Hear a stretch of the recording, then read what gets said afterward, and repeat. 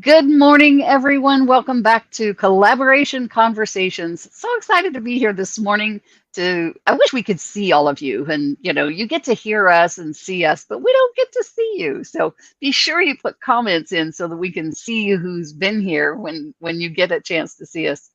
I want to welcome my co-host this morning, Pearl Cox of POW, Pearls of Wisdom. Good morning, Pearl. Welcome back. Good morning, good afternoon, good evening, because it's afternoon here in the UK. So hello, everyone. I look forward to these because it's great to get to chat to wonderful, wonderful people. It is indeed. And we have one of my favorite people on with us this morning. I love this young lady. She is so powerful, and I've had the opportunity to walk beside her a little bit and see what she does, and she's just amazing. I want to welcome Miss Allie Porter. Allie, good morning. Allie, it is morning. She's here in Texas, not in the same community I'm in, but in the same state. So good morning, Allie. Good morning. Good morning. Thank you so much for having me, Regina. I'm so excited. This is fun. So Allie's company is called Millionaire Momentum. Don't you love the sound of that? Millionaire Momentum. And I don't know if you call this a tagline, a byline, or exactly what it is. A tagline works or byline. Is called Creating Millionaire Momentum with God as your CEO. I love that. That is awesome. I'm all about it. Keep him at the center and everything else just falls into place. Isn't that true? Isn't that true?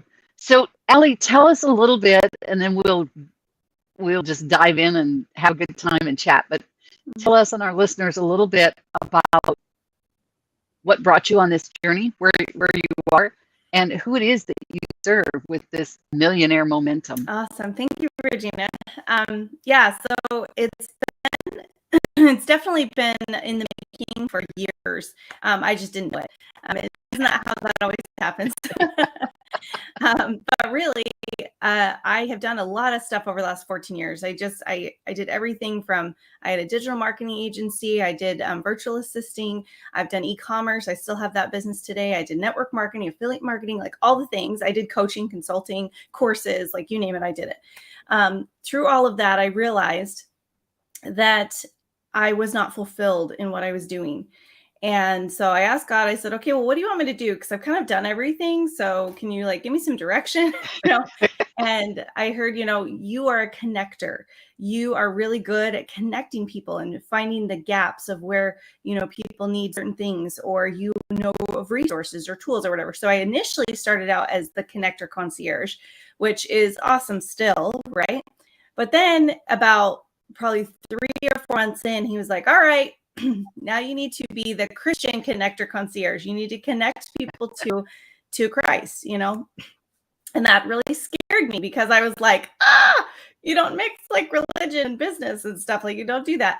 But what he told me was, we're not mixing them. We're just becoming more of an ambassador for it and being more vocal about faith in general, just as a Christian body, not necessarily your religion, but just generally Christian.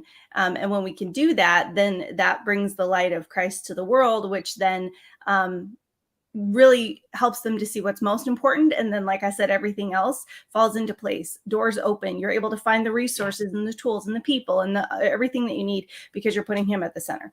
And so that's kind of how it all started. And so now I'm the Christian Connector Concierge. I have a networking event that I do every week.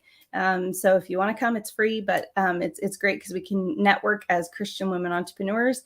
And then I just created a directory for Christian women entrepreneurs as well, so that they can be able to start liking, and trusting other Christian women entrepreneurs and buying from them and investing with them and collaborating with them, right? Because that's what we're all about, is collaboration. So fantastic. Yep. Doesn't she fit beautifully with what we're doing, Pearl? Most definitely. This is how we work so well, is bringing like-minded people together and actually seeing, you see the synchronicities and you can see why people are brought together. And there's definitely something else at work that brings people together when it's synchronicity like that. Definitely. Amen. Yeah. So let me ask you, Allie, do you serve women outside of your area? Are you geographical? Are you national, international? Where's your audience located? International. So I serve International. anyone, anywhere. Awesome. Yeah, there are no boundaries in terms of demographics. So yeah, I really, and it's funny because I don't know if it's just the stage that I'm in, but I'm very much online, and I think that's just the way that I prefer it to be. I still do things in my local area, of course, but I really feel like the beauty of technology is being able to reach people in England, right? Yes, And in Texas, exactly. and in, I don't know, so, Wherever, Europe, and, right. just whatever. Yeah. I think that there shouldn't be boundaries. And so that's what I love about the age we live in now, is it doesn't matter where you live. You can be connected globally. So, right. I love watching the journey that you've been on, because we've been connected, a couple of years, maybe? I'm not sure. Yeah.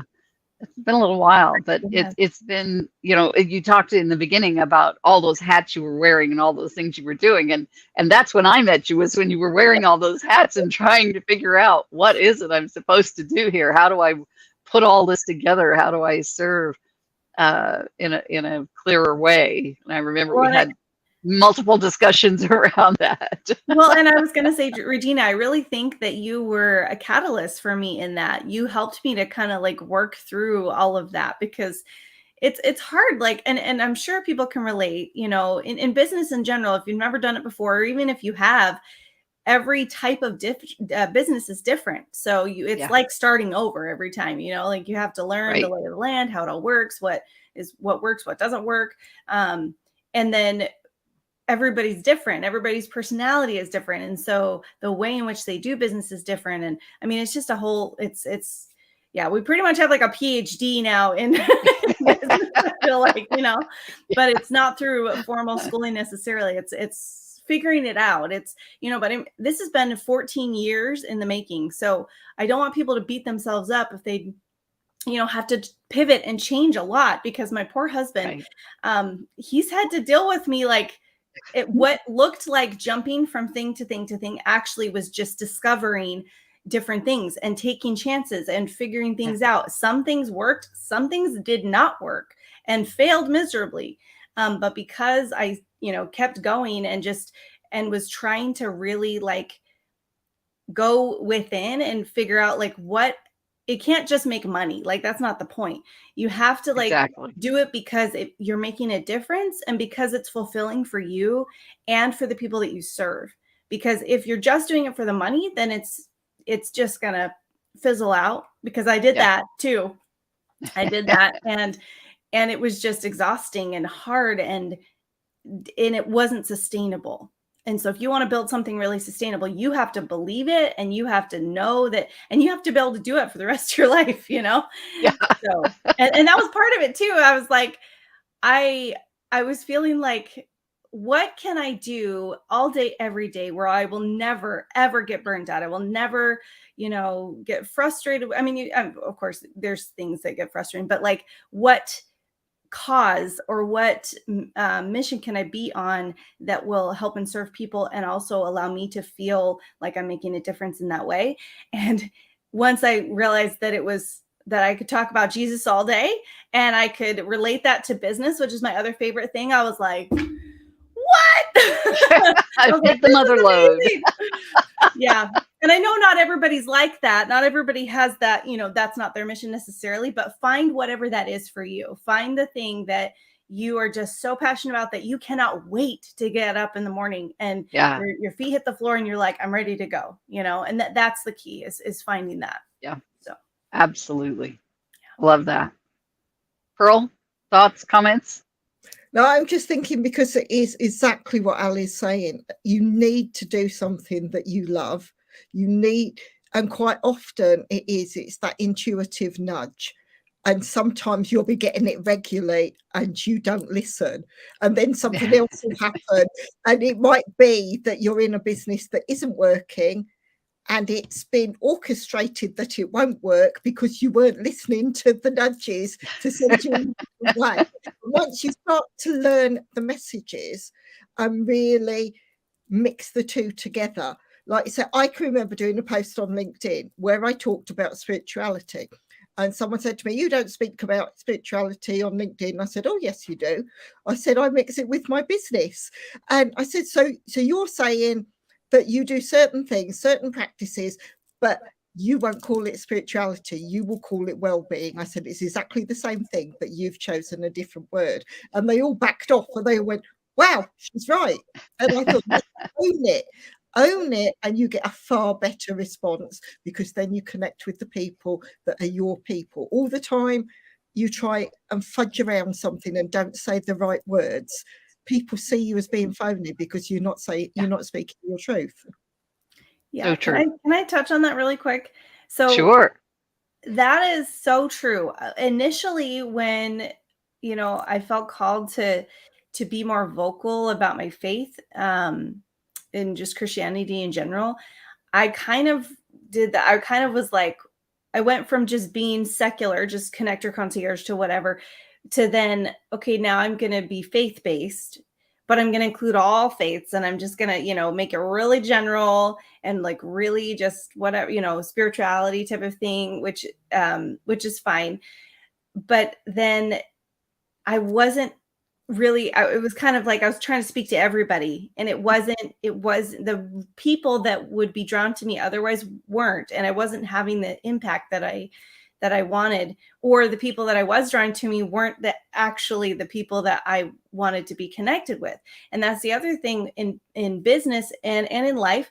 You want to be connected to your people, like what you were saying, the people that want what you actually have, versus trying to talk to the masses. Because we know that when you talk to the masses, you are not talking to anybody. So then he was like, "Okay, you got to go even like more niche." And I was like, because I love everybody. Like I'm a lover, and I don't want to be exclusive necessarily, but in business you have to get down and figure out who your niche is, because you can serve better when you're talking to the right person, and being able to serve them in that way, instead of worrying about, well, did I include this person? Did I include this person? Oh shoot, I'm leaving this person out. But that's the point, right? Let someone else speak to that person. You don't have to speak to everybody, and when you're more niche, the better, because then you can really start drawing the tribe to you, that will be lifers, so I totally agree with what you're saying. Yeah, and that leading with your passion and with authenticity about that passion has made a difference for you. Yes, and will for any business owner. Mm-hmm. Yeah, and it doesn't even have to be in the because I'm doing more of the spiritual side of things, or the Christian side of things. Yours doesn't have to be like that, but whatever it is, make sure that you're being specific and you're speaking to that one person. Yeah. Very good. Yeah, good counsel, Miss Allie. I've learned, y'all. I have learned through the massive fail. I have failed way more than I've succeeded. I won't even say fail. I've learned and grown a lot. Let's just put it that way. It's not failure, it's learning. Yep. Hopefully it's learning. If we put our minds to it, it's learning. If we listen, it's learning. We can close ourselves off and not learn the lessons, but typically you're either winning or you're learning. Yeah. One of those two, winning or learning. You mentioned something about money that I want us to go back and talk about that, because many of us, you probably, Pearl, I know for myself, I am not motivated by money, but I am motivated by what the money can do.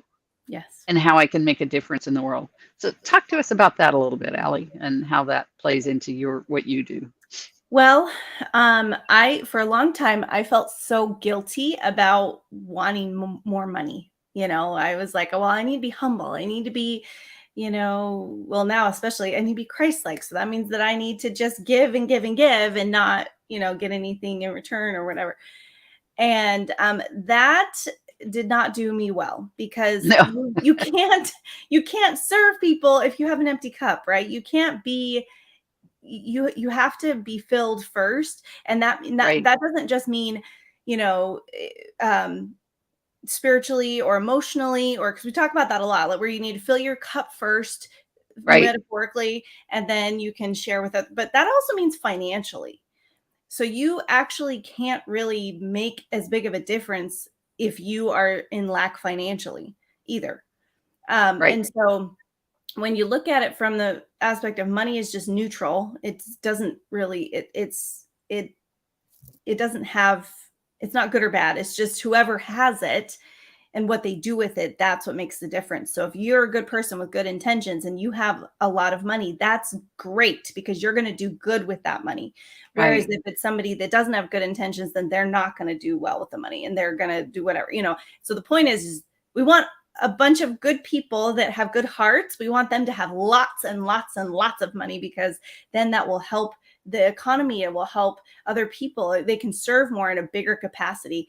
And I work with a gal now who, she said, what problems in your life would just dissolve if you had a lot of money? And it's funny because we look at all the economic stuff that's happening right now, right? Like Yeah. soaring gas prices, just all the crazy things that are happening, really high house prices, just everything in general. But if you had tons of money, none of that would matter. Or even you have a child with health expenses, or you yourself are not doing well, the money kind of does make the world go round. And if you have excess of it, then all of these things that people look at as stressors and like, all of that would just disappear, because you have enough, you have more than enough. And therefore, another thing that I see often is people that have issues that happen to them or whatever, and people will do like GoFundMe's and stuff, and they'll and they'll say, if you can't contribute, that's okay, just pray for them or whatever. But how often do we say that? How often do we say, well, I can't contribute to you financially, but I'll pray for you, But what if you could be the answer to someone's prayer? What if you could be the person that steps out and gives financially, And so that's, for me, that has been the whole money thing. I've shifted the way that I look at money and the want of money. It's not greedy. It's not for, whatever. But if I can take care of my own family and my own self and have way excess, then that will then be able to be poured out among the people, among everybody. And if we all do that, we can make huge differences in the world, like massive, massive differences. Not just speaking nice things, but like we can literally change things, Yes. And so yeah. So I don't know if that answered your question, but that's kind of where I've come to. But again, it's taken me a really long time to get to that point.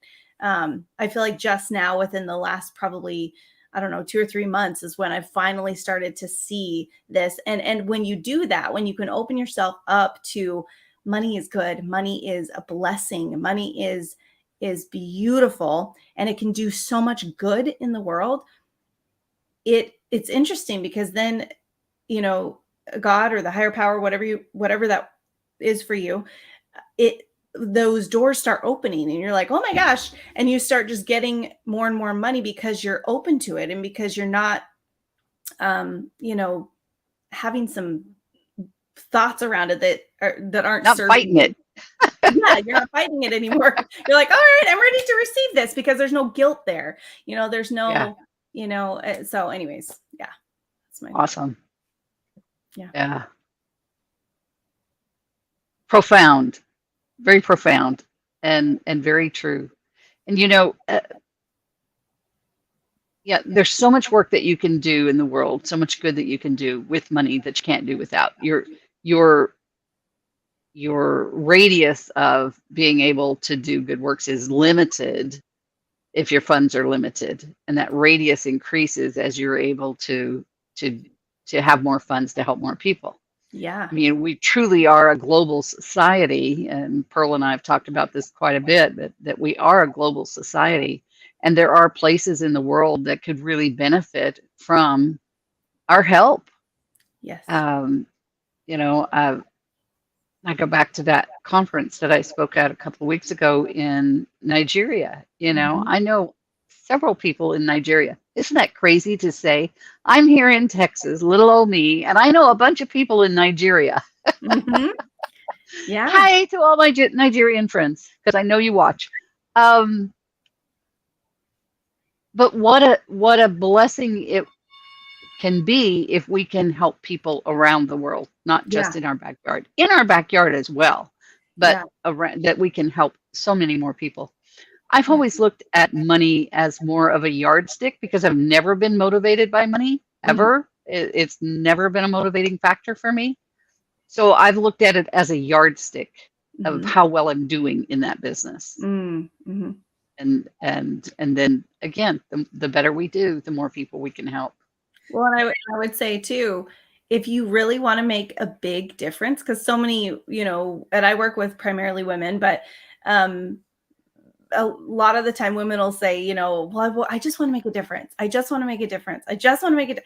If you want to make a difference, make money, make more money so that you can make a bigger impact. And it's not just about the money, right? You can still make impacts in other ways. And it's good to have a conglomeration of both. But if you really want to make a big impact, make more money, because then you can give more money, you know, because really, I mean, if you look at it in numbers, and Regina, you're the one that taught me this, but when you dive into your numbers and you look at them and everything, you really only need a finite amount of money for yourself to be able to like be, you know, comfortable and good. And so the rest of it is excess. And you can give that all away. And that's, you know, and that's the beauty of it. You can make a huge difference that way. So take care of your family and then take care of others. Pearl, looked like you had a comment there a moment ago. It's a lot of what Ali was saying as well. I mean, once you know you're there to help people, once you've got that thought in place, yes, it's in our nature. If you want to help people, you automatically give to others. But unless you've got something to give with, you don't get very far. And this is where I think a lot of businesses, they start off, I mean, we've all explained where you can start from a place of lack, but you want to help people. But if you don't have the monetary side sorted in business, you're not going to succeed. It's not going to last, because you have to have both sides. Yes, you can give.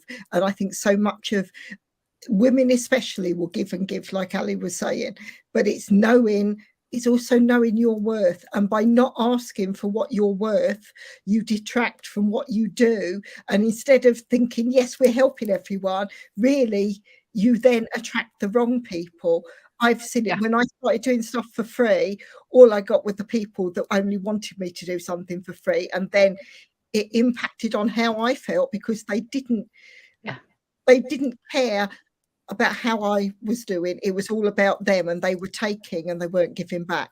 Once you've got money in the equation, it's reciprocal on both sides. You've got that barter system. Whereas if people think they're getting it all for free, I don't think they value it as much either. So true. I completely agree. Yeah. Awesome. So I love your new title. Say it again. You are the collaborating concierge. Christian Connector Concierge. Christian Connector Concierge. I love that. I love that. And that wasn't me either. That was me being guided in that direction. Because initially, like I said, it was Connector Concierge. And then he was like, nope, it needs to be Christian Connector. I'm like, oh, okay. Got it. Yeah, more specific. Got it. But I think honestly, we are all connectors. All of us are connectors. We should be. Yeah. And that's what I love to teach people, because I have a course too that helps people to learn how to kind of be a good connector. But I think that when we can like we've been talking about, when we can collaborate together, like even what we're doing right now, like this show that you guys have, I think is amazing because you're connecting other people with your guests and with yourselves and with, and we all feel the need to belong. We all feel the need to want to be together, because we can do more together. And, Right. But if we all had that mindset of like, we all want to make a huge difference. We all want to make more money. We all want to make a bigger impact. And then we put it all together as a big collaboration. Can you just imagine? Like, I mean, it's just, it's, I don't even know what word to use. The possibilities are endless, Yeah. But when 1 you + think, 1 no longer equals 2. yeah, exactly. Exactly. Yeah. It's amazing to me to see how much good can be done and how much we don't do because we are stuck in our own little, problems or bubble Right. or issues or whatever, Yeah. and if we could just all look past that and really grow. And that's kind of where Millionaire Momentum came in because, and people may look at Millionaire Momentum by itself as like, oh, she just, wants to build a business or scale or whatever, because lots of people do that. But that's why I have that tagline on there, because I'm like, you're creating your Millionaire Momentum. You may not be there yet, but you're creating this momentum of not just the money, but the way you feel about yourself, the way that you show up as a millionaire. How does a millionaire show up? They have confidence. They are, they have everything at their disposal, so they can do, and they don't have to ask the question, what does it cost in order to do whatever they need to do? They just go and do it, and Right. how different would your life be if you didn't have to ask that question, and so, but then the tagline of with God as your CEO, if you put him first, then those doors that were closed initially will be opened. Those people that you needed to meet will just show up out of the blue and you'll be like, whoa. And most people would say that is coincidence, right? But we know that obviously it's not. So, yeah. So true. I love that you used the word momentum in the name. Not just millionaire, but millionaire momentum. It's forward moving. There's motion involved. You're continually moving forward with that momentum. I like that. That's really good. Yeah. And I know that was inspired, but it's really good. Well, thank you. And I do think that that's important for people to remember is you don't have to, because so often people will look at, how often do we hear, well, I want to be a millionaire, and my husband and I will joke about that because he's like, are you a millionaire yet? I'm like, no, I'm not a millionaire yet, but I'm working towards it. And I think that's exactly the key. Like, if you may not be there yet, but that doesn't matter. The point is being in the momentum of it. And that's the most important thing, because then you're enjoying the journey as you get there. Because once you get there, there's going to be something else that you're then going to keep going. And, it's a constant being in constant. It's not a destination. Right. Exactly. It's part of the journey. Yes. And I think that, it comes back to that old thing of I'll be happy when. Yes. When X happens. No. You choose to be happy now and you enjoy the journey. And when you hit that milestone, there'll be another milestone and another milestone. And that's all they are, is milestones. But enjoying the momentum, because when you're in momentum, things get easier, right? So like if you have a snowball and you're starting it, it's kind of hard to get it started. But if you stay in the momentum of it, then it gets easier and easier and easier to do it because you're already in the flow of doing it, and being it, whether it's in your business, whether it's in your health journey, I don't care what it is. It's, you're in that momentum. And it's way easier to keep going in that than it is to start and stop. I know that from personal experience. Pearl? I think once you know what your soul aligned mission is, once you know as a business owner, it is so much easier. I do an awful lot of work with Bob Proctor and Proctor Gallagher, and everything that Alice is saying, one of the things that Bob Proctor always said is let go and let God. And it would literally be that you have your goal and you will get those nudges, and and you start to see things. I will see it by numbers. I will see it by a name, and it might be a word that's constantly repeated. And that's what you start to look for. And that's that that intuitive nudge telling you, yes, that's the way to go. And once you know, you've got a whole raft of entities behind you. I mean, I work with angels, so as soon as I know my angel numbers come up and I know that they're there working with me, that's where I know I'm on the right path. And it's almost seeing that. And once you know that, you've got that backing, you can't go wrong. And it's having faith, that faith piece behind you and fully understanding it. And when each of us on this call, we can each say, hand on heart, we know exactly what it is we're called to do. Many businesses can't.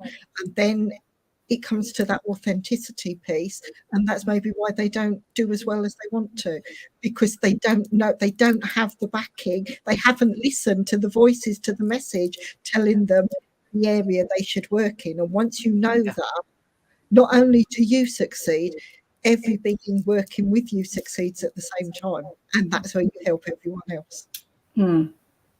That is so beautiful. I completely agree. And I think like the way to find that, because so many people are like, well, how do I do that? How do I know like where to go, or how to, you turn inward and you spend time, you know, for me, and this is just for me, but I spend time, you know, reading my scriptures and praying and doing those things that bring me closer to the inspiration that I need to be able to, you know, make decisions and do what I need to do. For you, it may be just turning inward and getting in tune with yourself, you know, and just saying, what do I actually want? What do I actually, and so what I did, because I mean, like I said, I did so many different things, and I'm sure you guys can relate to that. You know, you kind of just try things, and sometimes they work, sometimes they don't, and everything. But at the end of the day, after I kind of did that surface level stuff where I did it through my brain, through, you know, just trial and error and stuff, I was like, all right, so I've done all the things, but what actually did I learn from that? And what I realized was I didn't actually get the true, like what you were talking about with your, like in our soul, we know what we're supposed to be called to do. I didn't get that until I turned inward and I said, what do I want my actual life to be like? Like I kind of reverse engineered it. I said, what do I want my day to day to be like? Do I want to be stuck on calls all day long? Do I want to, you know, be, and yes, you do need to do that for a little bit, but I'm just saying, like, what do I want my day to day to be like?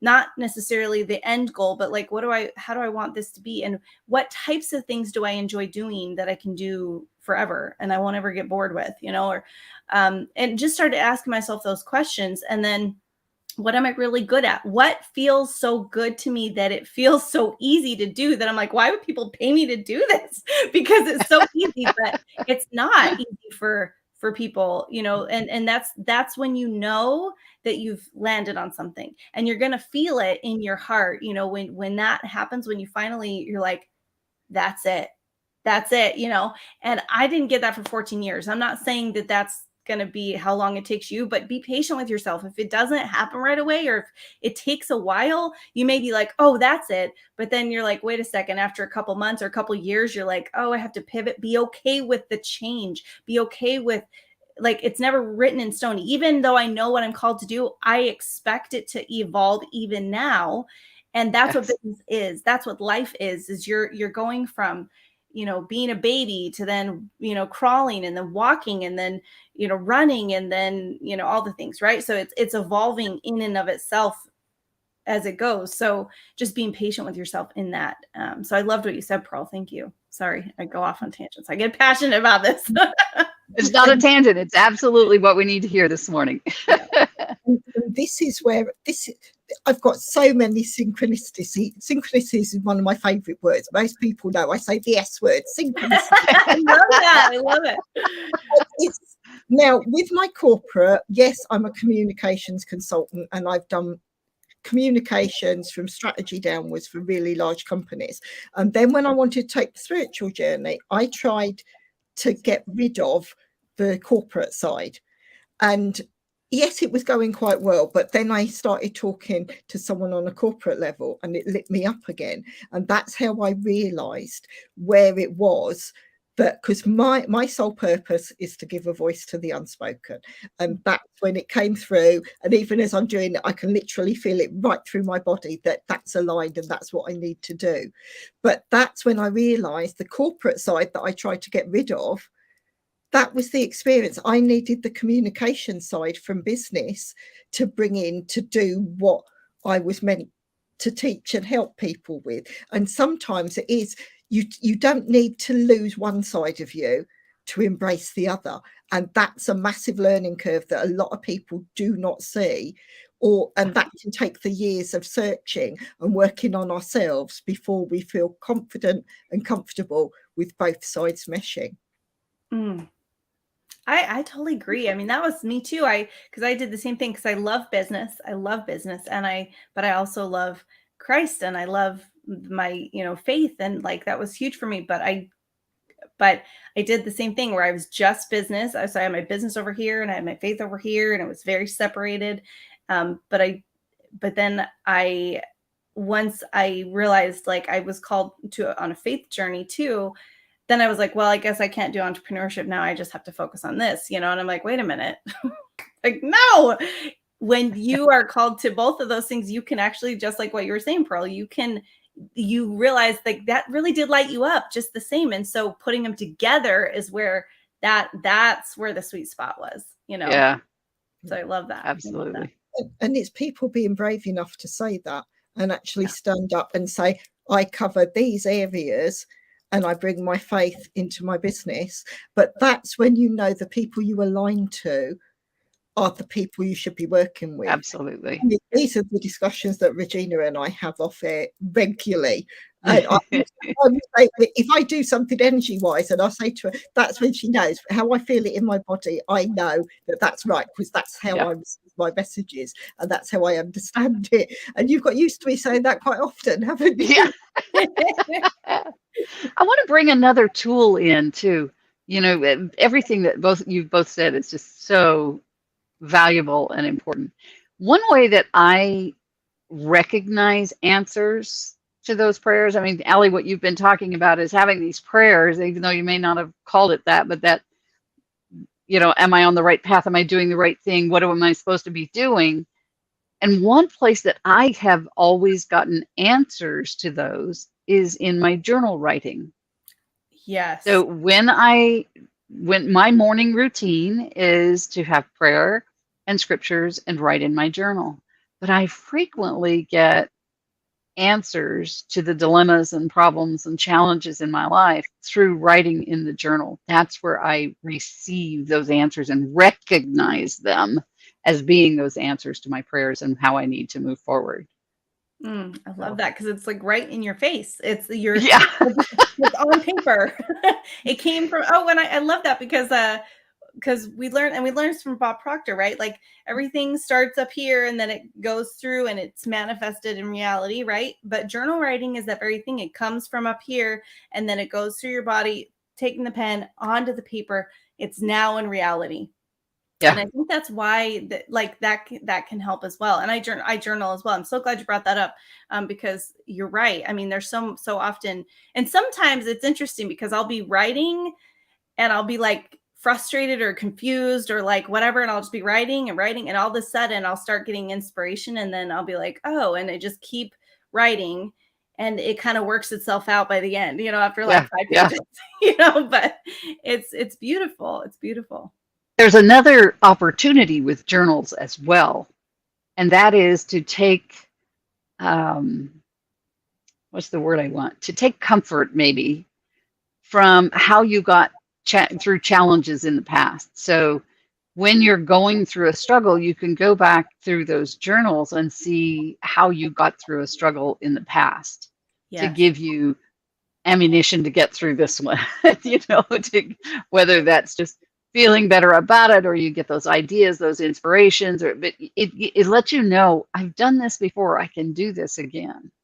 I can get through this, whatever it is. Because we all have challenges, right? Either of you without challenges? My life's perfect. I don't know what you're talking about. Oh, no, I love that. And I think when we and that's the other thing. So often we write in them, but then we don't go back and reread them. Yeah. But and also the other thing that I love too is like it's so fun to be able to see the progression, and it gives you Exactly. it's the results, right? It's the way in which you measure your progression.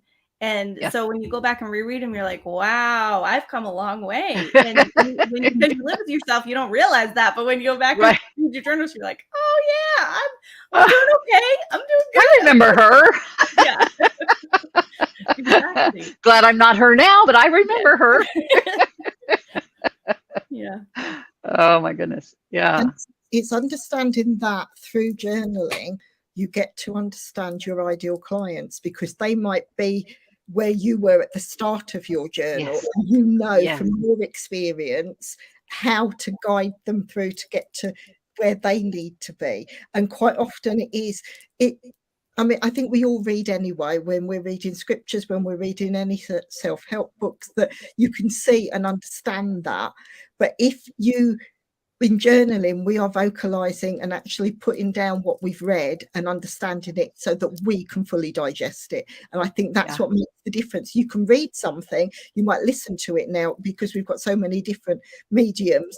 But if you do all three, because I will find I'll read a book, but I'll also listen to it at the same time. So you're getting it from two sensory areas, but then I will write. And if you've got that where you're writing what feelings come through, you've really fully digested that message. And it's using all those different senses. Yeah. Wow. I love that. That's profound. I love that. It is. And you lock that in. So it's not just something, oh, I once read something, but now you've locked it into your body and soul, so to speak, into your psyche. And you're going to have the benefit of that learning for a long time to come. Mm-hmm. Yes. Yeah. Love that. Love that. Awesome. Oh, this has been fun, Allie. I knew it would be. Oh, thank you so much for having me. This has just been a joy. I could just do this for another 5 hours. So Yeah. We feel that way all the time. Great. I love what you guys are doing. Yes. It's amazing. Thank you. And as we've shared our messages, I don't know about you, this is how I get when I know I've connected. I get that real sense of tranquility that literally it's like someone's wrapped a blanket around me. And that's when you know you've had the connection on the right level, and you know that anyone listening to this, we will have touched someone's psyche. They'd have understood. It would have been heartfelt because they'd have connected from a heartfelt position.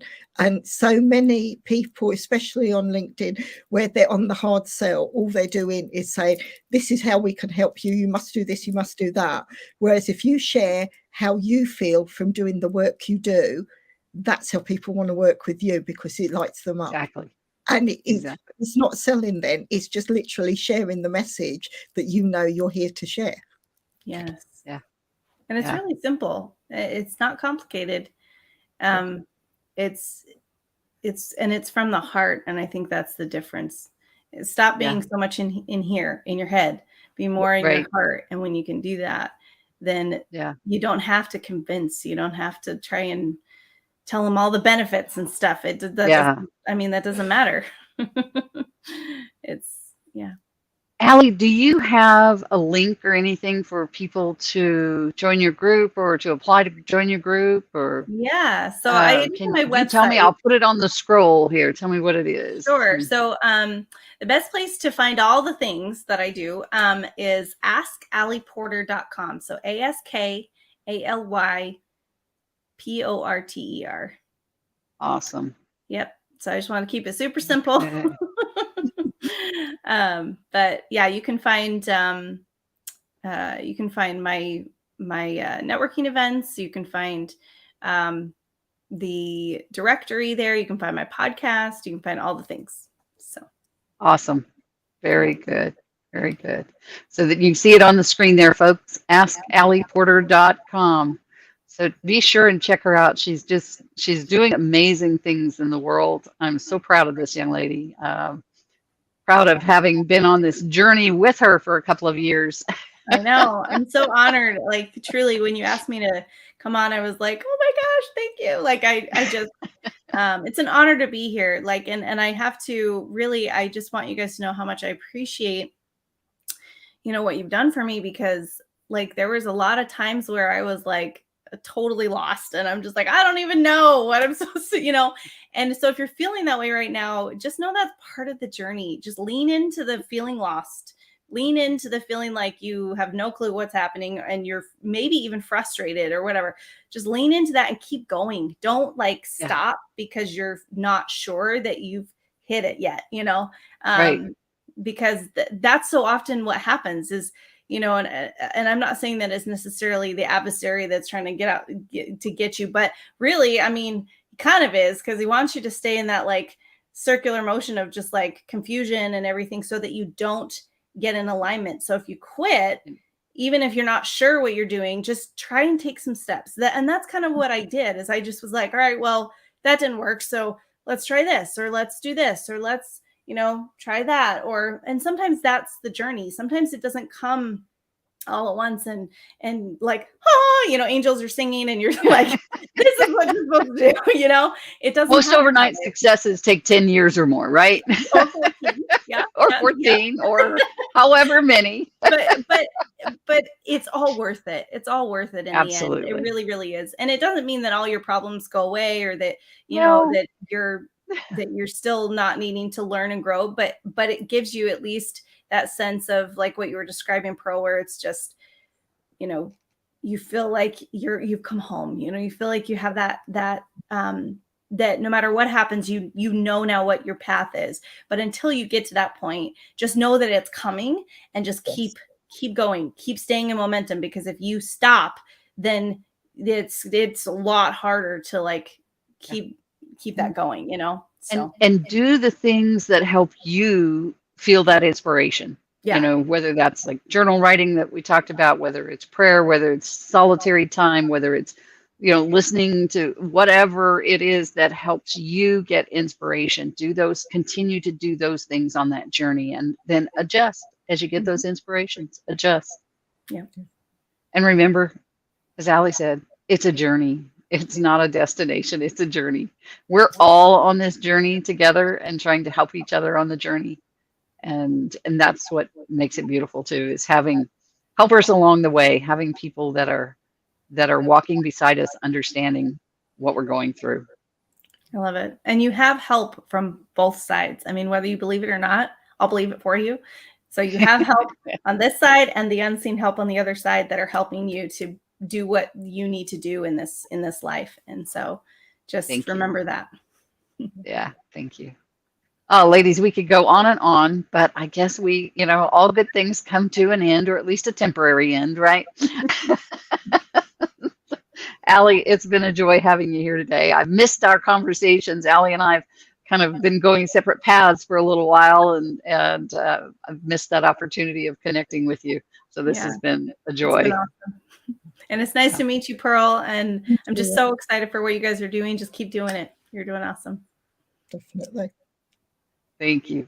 All right, folks, Pearl and I will be back on Thursday afternoon. Well, morning, evening, afternoon, wherever you are in the world. We'll be back on Thursday with some more about having collaboration conversations. Bye for now.